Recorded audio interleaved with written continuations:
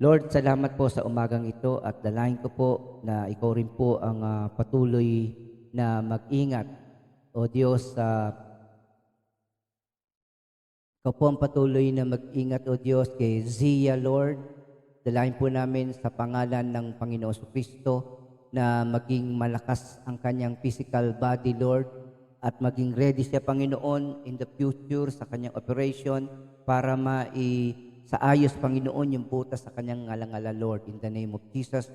At dalayan din po namin, Ama, ang provision mo sa pinansyal at pagkilos mo sa kanyang magulang, Ama, sa pangalan ng Panginoong Kristo. We also pray, Lord, na si Nicholas Matthew, O God, na sa araw na to, Lord, ay maging malakas, malusog, Panginoon, bumigat sa timbang, Panginoon, at dalayan po namin, Ama, na maging masigla ang batang ito, Diyos, sa bawat araw, Lord, at ma-enjoy siya ng kanyang pamilya, ng kanyang magulang, Lord, ng mga nagmamahal sa kanya, Ama, sa dakilang pangalan ng Panginoong Kristo. Thank you, Father. Hallelujah. Thank you for everything, Lord. Pinagkakatiwala po namin ang daily devotion na ito, Diyos. Buksan mo ang puso't isipan ng bawat isa at dalangin namin sa pangalan ng Panginoong Kristo na ikaw po ang pagbukas sa aming mga mata sa katotohanan na kami ay iyong mga anak. Salamat po ng marami sa umagang ito. Pinagkakatiwala namin ang lahat at dalangin po namin ang salitang ito, ang mensaheng ito ay makarating sa bawat isa na hinahanap ka, Ama. Sa dakilang pangalan ng Panginoong Kristo, ang lahat ng anak ng Diyos ay magsabi ng Amen and Amen. Purihin ang Panginoon, hallelujah. Palakpakan po natin ang ating Diyos na buhay, hallelujah. Yun. Praise God. Sa umagang ito, patuloy po tayong mag-aral ng kanyang salita. At sa umagang ito ay tunay nga ang Diyos ang patuloy na gumabay sa lahat-lahat ng bagay. So sa umagang ito, pag-uusapan natin ay patungkol sa pagiging anak. The sonship, our sonship in Christ, no? Yung pagiging anak natin sa ating Panginoon. Hallelujah.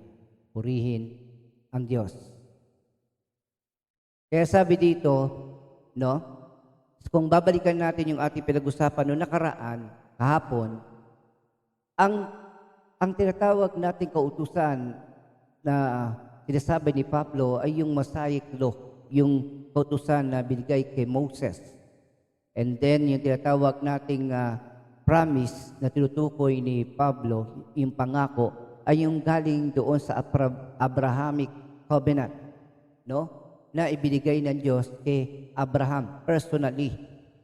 So, yung Abrahamic promise na yon, yung pangako ng Diyos kay Abraham na pagpapalain siya ng Diyos, ay isang unilateral covenant.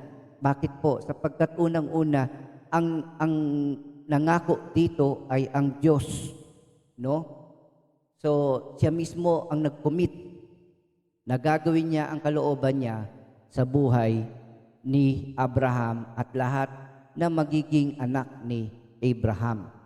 So, samantalang yung tinatawag nating Mosaic law, mga kapatid, ito naman ay isang bilateral. Ibig sabihin, bilateral, yung tao at Diyos ay meron silang commitment na gagampanan. So, sa bawat pagsunod, ang Diyos naman ay pagpapalain ang tao, no? Ang bayan ng Israel. So, these things, no? So, ituloy na natin. Gaano ba kahalaga ang kautusan na ito na binigay ng Diyos kay Moses? Itong sabi nga, the law of Moses served as a tutor to bring us to the Christ. So, nung wala pa ang Panginoong Jesucristo, yung salita ng Diyos sa pamagitan ni Moses, yung mga kautusan, ang nagsilbing guro o tutor, tagapagturo natin. At ito ang nagdala sa atin sa Panginoong Jesucristo. So, ibinigay ito sa panahong wala pa ang Panginoong Jesucristo. Noong panahon na hindi pa siya nagkatawan tao at hindi pa nagaganap ang kanyang sakripisyo sa krus ng Kalbaryo. Pero ngayon mga kapatid, dahil nga natapos ng lahat, sabi nga ng Panginoon, it is finished. So, ano sabi dito?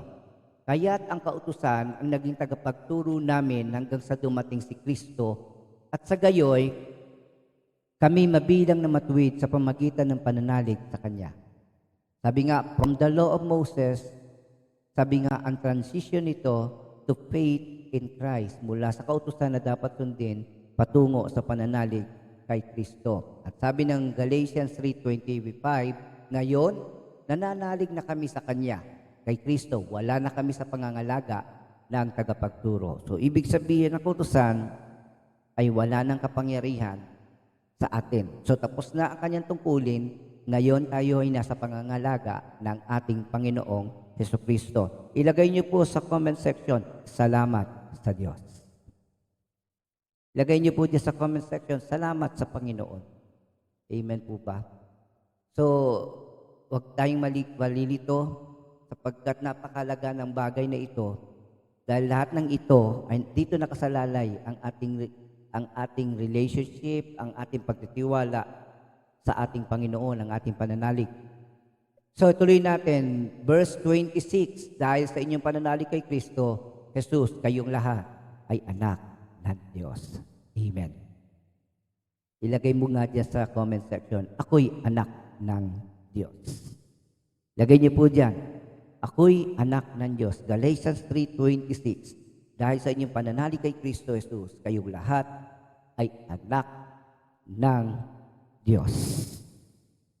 Walang ibang makakakilala sa Ama kundi ang kanyang mga anak.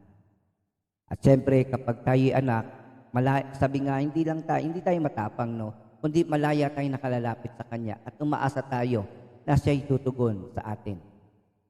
No? So, tandaan niyo po yan. So, ako'y anak ng Diyos. Is that very important? Yes. This is very important. Number one, alam natin, no, kahit sino dyan, no, nawalan ako ng ama, sabi nga, ang iba sa inyo ay nangulila rin sa mga ama na kinuha ng mas maaga ng Panginoon. But I tell you, iba pa rin ang buhay kapag kumpleto. Iba pa rin ang buhay ng pamilya kung mayroong isang ama na nagli-lead, nagka-guide. No? But huwag tayong malungkot. Huwag tayong mawalan ng pag-asa. Sapagkat sa lahat ng walang ama ngayon, ang Diyos mismo ang ating ama. Amen? So siya ang nagka-take over. So, God is the Father of the fatherless. Yeah, sabi nga natin, nawala man sila, in the sense, hindi tayo pinabayaan ng Diyos. Sabi ng English version, for you are all children of God through faith in Christ Jesus. Ang sabi dito, through faith. Paano ka naging anak ng Diyos? Are you sure? Sigurado ka ba na ikay anak ng Diyos? Anong pruweba mo na ikaw ay anak ng Diyos? Number one, our sonship in Christ is not brought by the law.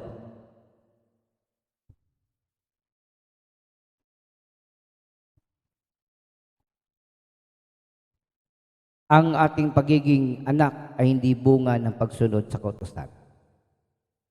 Kaya sabi nga natin, kung paanong napakahirap iligtas sa sarili, kapatid, purihin ng Panginoon, hindi requirement na sumunod sa kautusan para maging anak ng Diyos.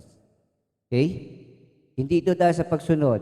Ang pagiging anak natin ay hindi dahil sa pagsunod sa kautusan, hindi rin ito dahil sa physical na kapanganakan, no? So, hindi yon. Pinanganak ka in the sense na ikay pinanganak physically. Pero yung kapanganakan mong spiritual, yung pagiging anak ng Diyos, ay hindi mo kalooban ng Diyos. Ang pagiging anak natin ay hindi rin dahil sa ating lahi, yung pinagmulan natin. Ang pagiging anak natin kay Kristo ay hindi dahil sa ating kalagayang sa lipunan, no? Sabi nga, hindi iniisip na iba, pag mayaman, pinagpala ng Diyos, no? Mga tao na nasa provision ng Panginoon, feeling naman na mahirap, pinabayaan sila ng Diyos. But right now, never forget na pagiging anak natin ay hindi dahil sa mayaman ka o mahirap ka. Another thing, kaya hindi ka naging anak ng Diyos dahil sa iba pang bagay. Ito ang dahilan. Sapagka ang ating pagiging anak ng Diyos ay dahil kay Kristo. Amen? Dahil kay Kristo. So that is very important. Naging anak ka ng Diyos dahil kay Kristo. Sapagkat ang lahat ng nabautismohan kay Kristo ay pinananahanan ni Kristo. So, yan po sabi ng Galatians chapter 3, verse 27. Hallelujah. Another thing, unang-una tayo naging anak ng Diyos dahil kay Kristo. Ilagay nyo nga dyan, tayo'y naging anak ng Diyos dahil kay Kristo. Number 2, kaya tayo naging anak ng Diyos ay dahil sa ating pananalig kay Kristo. Hallelujah. So, hindi ito dahil sa mabait ka, nag-donate ka ng 1 million, nagbigay ka ng tulong sa mga mahihirap, o sa ano pang bagay. Kawawa nga mahirap, paano siya makakatulong kung wala siyang kakayahang pinansyal? Purihin ang Panginoon sapagkat hindi salapi ang pamamaraan para ang tao ay maligtas. Purihin ang Diyos sapagkat ang Diyos ay tapat. Ang ating pananalig at dahil kay Kristo, tayo ay naging anak ng Diyos. Sabi ng John 1:12, but to all who did receive Him, Jesus Christ, who believe in His name, Jesus Christ, Jesus, He gave the right to become children of God. Amen po ba? Ika'y naging anak ng Diyos dahil kay Kristo. Ikaw ay naging anak ng Diyos dahil sa pananalig mo kay Kristo. Hallelujah. Hindi probationary to, no? Sa simula nang tinanggap mo si Kristo, ay pinahayag na ikaw ay anak ng Diyos. Verse 13, sino itong mga anak na ito? Who were born not of blood, nor of the will of the flesh, nor of the will of man, but of God. Ibig sabihin, tayo'y muling isinilang. Tayo'y naging anak ng Diyos, hindi dahil sa flesh, sa pagkasilang natin physically. Hindi rin sa kagustuhan ng magulang o ng tao, kundi ito'y dahil sa kagustuhan ng Diyos. So, sino may gusto na maging anak ng Diyos? Walang iba, kundi ang ating Ama sa langit. Amen. Purihin ang Panginoon. Sabihin mo nga dyan, itype mo nga dyan, gusto ng Ama na ma-enjoy mo ang pagiging anak niya. Amen. Hallelujah. Gusto niyang ma-enjoy mo ang pagiging anak mo, anak ng Diyos. Hallelujah. Kaya nga kung naiintindihan natin ang mga salitang ito, ang buhay natin hindi magiging miserable. Hindi ko sinabing walang problema. Ang ibig ko lang sabihin, kapag alam natin ang katotohanan ito, pag dumating man ang problema, hindi tayo matatakot, hindi tayo mangangamba. Parang katulad ng isang anak, na isang bata, na andun ang lakas ng loob niya kapag ang kanyang ama ay nasa paligid lang niya. Ulitin ko yung aking kwento dati na muntik na akong malunod diyan sa Manila Bay, no, nung ako'y bata, no. So, every morning, minsan sa isang linggo, dinadala ako ng father ko doon sa may tabing dagat at pababayaan lang ako magtampisaw. Kaya lang, nandun lang siya nakaupo sa tabing dagat and then pababayaan lang ako doon. Ngayon, sa sobrang saya ko sa paliligo, pagtatampisaw sa dagat, malinis pa noon. Napalayo ako ng gusto at di ko napansin, napunta ako sa isang napakalalim na lugar, lumubog ako. Muntik na akong malunod, mamatay. Pero nung time na yon, ang naging action ko, sa halip na matakot, I focused my eyes to my Father. Tinutok ko yung paningin ko sa Father ko and then nag-start ako mag-move pabalik doon sa mababaw na lugar. I don't know, pero naniniwala ako nung time na yon, si Lord ang naglagay sa puso ko na gawin ko yung nararapat. No, napakalayo ko. No, napakalayo ko nung time na yon. So, kahit pakita nila na nalulunod ako, masyado nang malayo. But praise God, nung time na yon, tinutok ko yung aking paningin doon sa Father ko, and what happened? Unti-unti, naka-move forward ako at nakabalik ako doon sa mababaw na lugar. Hindi niya alam. Ngayon, alam nyo. No? So sabi nga natin, iba pa rin pag merong ama ang pamilya. Amen? Purihin ng Panginoon. Hallelujah. Sa to, sabi dito, Galatians 3:27, for all of you who were baptized into Christ have clothed yourselves with Christ. Anong ibig sabihin nito? You who were baptized into Christ. Itong baptism na ito ay hindi ito yung bautismo na nang tinanggap natin si Kristo. Hindi ito yung religious baptism. Ang kahulugan ng baptized into Christ at clothed with Christ ay halos iisa lang ang kahulugan nitong dalawang ito. But hindi ito yung baptismo, yung binyag na tinutukoy. So anong kahulugan nito? Ano yung baptism? Ano yung baptized into Christ and put on Christ in your life? Yung isuot nyo. Ano ba yung sinuot nyo? No? Unang-una, to put on Christ, it means one thing. Meron ka ng bagong identity. A new identity as a Christian. Ibig sabihin na ikay maging anak ng Diyos, ngayon, binigyan ka niya ng isang bagong identity. You belong to the family of God. You are under God's protection. You are, sabi nga natin, special to the Lord. Amen. So, to put on Christ means accepting our new identity as Christian. Okay? So, number 2, ano pa ang kahulugan nito? Nang tinatawag nating put on Christ in our lives. Number 2, put on Christ, we are all equal. Tayong lahat ay pantay. Huwag mong aalipustahin, i-disrespect o sasaktan ang sinumang kapatid mo sa Panginoon. Sapagkat asabi dito, tayong lahat ay iisa lamang sa harap ng Diyos. Itinuring kang anak ng Diyos sa pamagitan ng pananalig kay Kristo. Ngayon, tinuturing tayong anak ng Diyos at walang pagtatangi. Our sonship in Christ is based on location. Ibig sabihin, location hindi yung physical church, but our fellowship. Ibig sabihin, ang pagiging anak natin sa Panginoon, it only means one thing. Siyempre, kung ikaw ay mabuting anak, you will always be in the Father's house. Ibig sabihin, kasama mo ang Father's children. Okay? And number 2, ang pagiging anak natin ay dahil sa ating relationship kay Kristo. Imagine, when you accepted the Lord, a sinner that is worth na maparusahan at mamatay sa krus, no, never forget, God took our place on the cross. Number 2, He took our shame. He took our curse.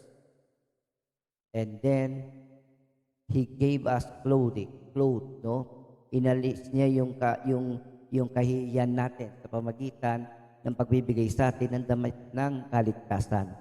Hallelujah. Kaya kapatid, sabi nga natin, never forget this, based on location, hindi po yung physical church, kundi yung fellowship. At syempre, kung ikaw ay mabuting anak, you will always be in the Father's house. Hallelujah. Wala nang pagkakaiba ang Hudyo at ang Griego, ang alipin at ang malaya, ang lalaki at ang babae. So kapatid, kayong lahat ay iisa dahil sa inyong pakikipag-isa kay Kristo Jesus.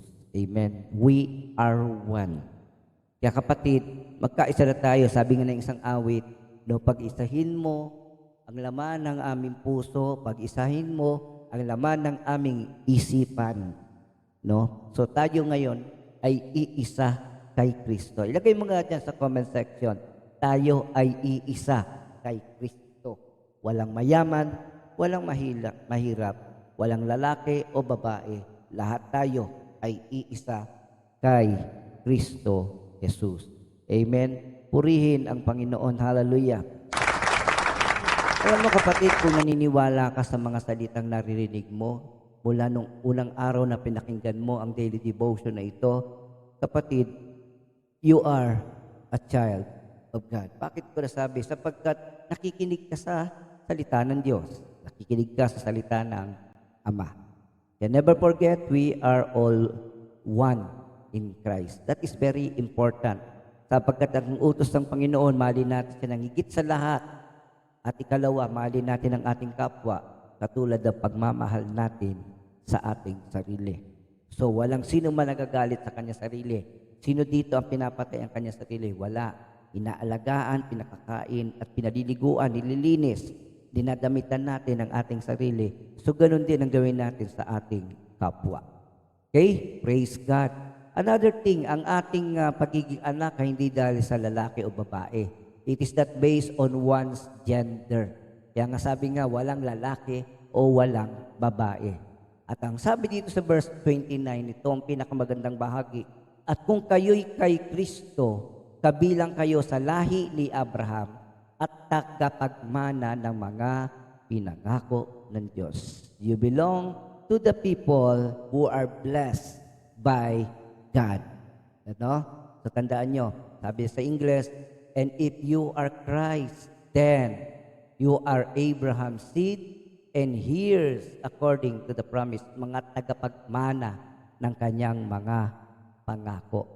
Sabi nga ng awit, I no longer slave to fear, I am a child of God. Ilagay mo nga dyan sa comment section, I am a child of God. I am a child of God. Very important yan.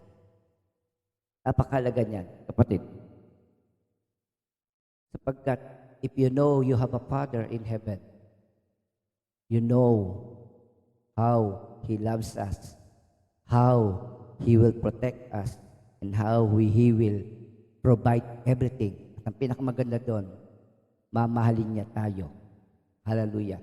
2 Timothy chapter 1 verse 7. Why is it important? No? Na tayo ay mga anak ng Diyos. Siyempre, kasabi dito, for God gave us a spirit not of fear, but of power and love and self-control. So, hindi tayo binigyan ng espiritu ng pagkatakot, binigyan tayo ng kapangyarihan, ng pag-ibig at pagpipigil sa sarili. Kaya kung ikaw ay anak ng Diyos, hindi ka mangangamba, hindi ka matatakot anuman ang mangyari sa mundong ito. No, nakakalungkot, habang napatapos naman yung COVID-19, problema naman natin langis, problema natin presyo ng bilihin, tumataas at kung ano, hindi na tatapos ang problema ng mundong ito. Pero ang lahat ng problema natin ay tinapusan ni Lord doon sa krus ng Kalbaryo. Hindi ko sinabing hindi mo na mararanasan yung mga problemang yon, kundi ang ibig sabihin, kung ngayon ay nasa gitna ka ng problema at pagsubok, mapagtatagumpayan mo yan. So your victory in Christ, your victory as a child of God, has been given 2,000 years ago. Hello. Ano ibig sabihin ng pastor? Ibig sabihin nun, yung tagumpay mo ngayon ay noong pa yan sa krus ng Kalbaryo.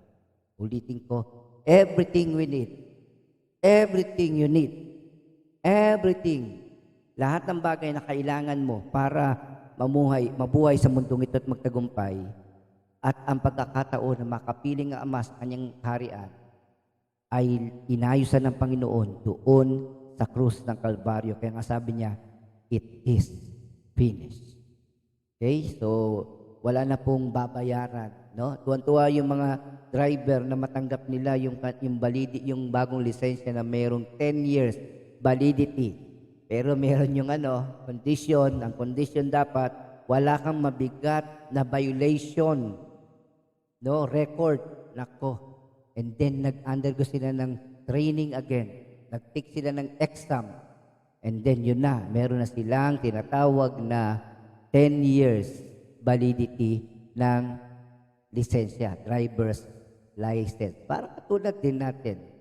We are facing problem, we are facing trials, and then at the same time, no, yung kasalanan talaga ang magbabaksak sa atin para hindi tayo tumanggap ng biyaya ng Diyos. But because of faith, through faith, we have been justified.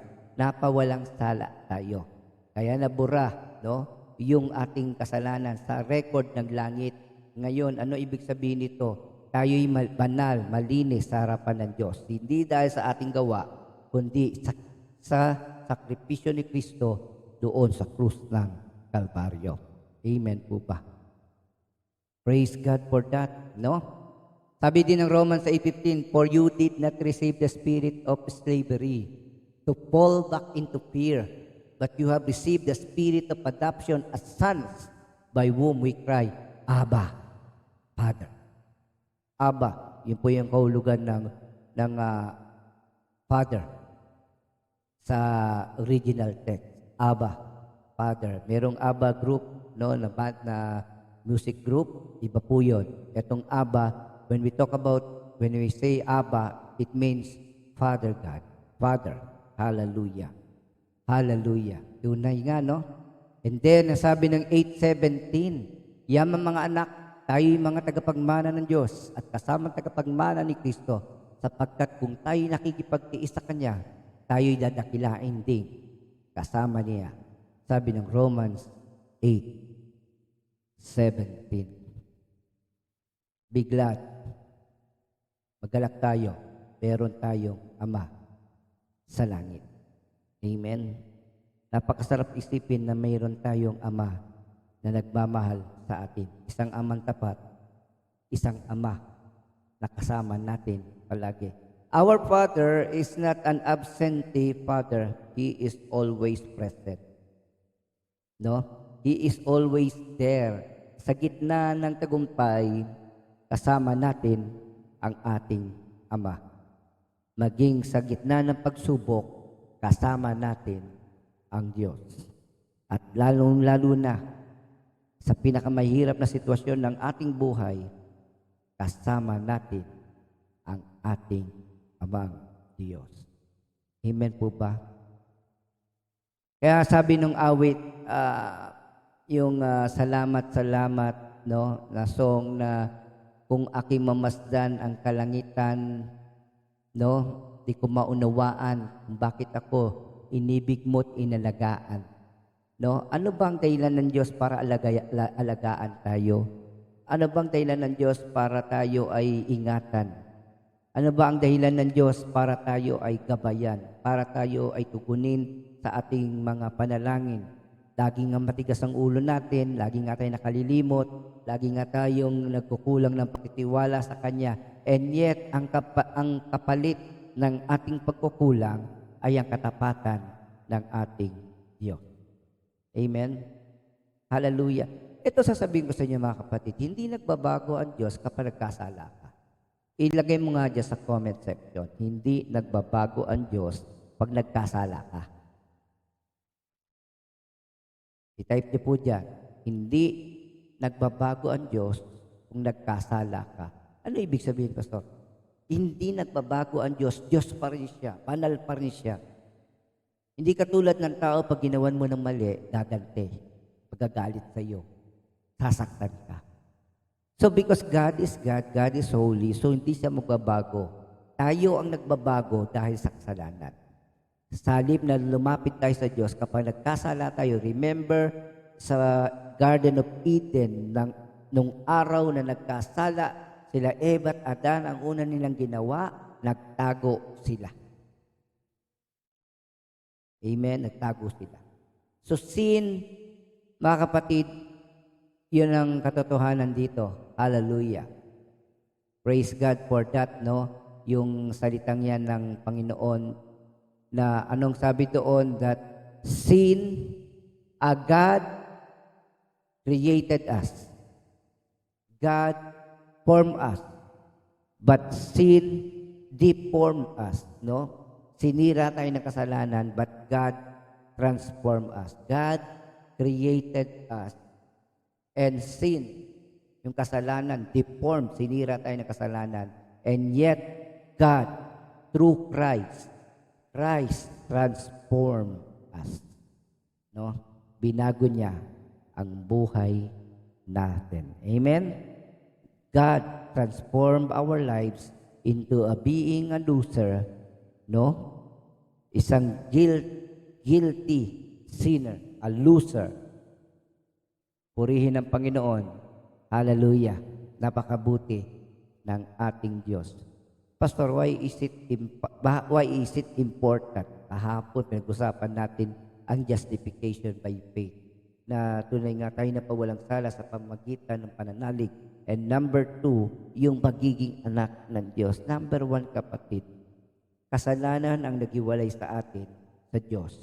Pero si Kristo ang muling nagbalik sa atin sa ating Diyos. Ikalawa, yung kasalanan na naglayo sa atin ay binayaran ni Kristo doon sa krus ng Kalbaryo. So tayo ngayon ay nasa harap ng Panginoon, nasa piling niya, nasa kanyang pag-iingat. And then, ang pinakamaganda dito, na sa kabila ng ating katigasan ng ulo, tayo pa rin ay tinuring na pinaka-special.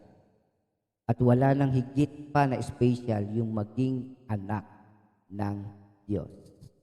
Nagagalak ka ba na ikay anak ng Diyos? Ilagay nyo nga po sa comment section. Ako'y nagagalak sapagkat ako'y anak ng Diyos. Sabi nga nung awit, I no longer slave to sin. I am a child of God. It means one thing, kapatid. Jesus triumphed. So we will also triumph through Christ. Jesus overcome. So we will also overcome through Christ. It's not by might nor by power, but by the Spirit of God, saith the Lord of hosts. Kaya kapatid, hindi tayo mangangamba pag may pagsubok. Hindi tayo mangangamba kapag may digmaan, lindol, o yung tinatawag natin pandemya. Sapagkat alam natin, araw-araw, oras-oras, 24 hours a day, 7 days a week, ay meron tayong Ama na nagmamahal sa atin. Kaya kapatid, hallelujah, ito yung mabuting balita. Ika'y anak ng Diyos. Ito ang mabuting balita. Ika'y anak ng Diyos. Amen. Hallelujah. Sarap isulat yan. Ang mabuting balita, ika'y anak ng Diyos. Dahil kay Kristo, dahil sa pananalig kay Kristo. Hallelujah. Kaya mga kapatid, we are protected because we have a Father. We are provided. We have been provided because our Father is our God. And we are safe and secure because we have a Father who will protect us. Kaya kapatid, sino ka man ngayon sa oras na ito, kung nananalig ka kay Kristo, ika'y anak ng Diyos. And you will be treated as children of God. Siyempre, kapag anak ka ng Diyos, ang resources ng Ama ay sa iyo. Ang lahat ng pangako ng Ama ay tutuparin niya sa kanyang mga anak. Purihin ang Panginoon. Kaya kahit ikaw ay may sakit, kapatid, anak ka pa rin ng Diyos. So, pag dumating ang pagsubok, hindi tayo mangangamba, hindi magbabago, anak ka pa rin ng ating Diyos na buhay. Purihin ang Panginoon sa katotohanan ito, hindi siya nagkukulang. Ang ating Ama ay laging tapat sa kanyang pangako.